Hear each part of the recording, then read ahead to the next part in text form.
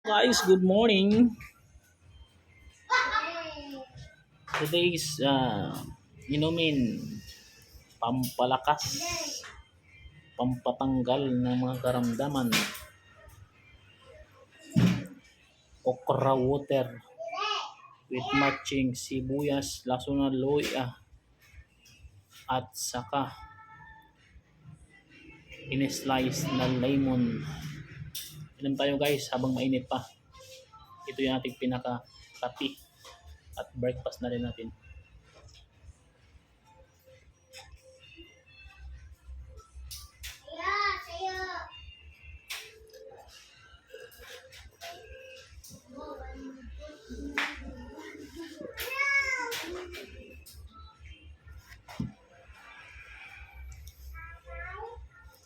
Ayos guys.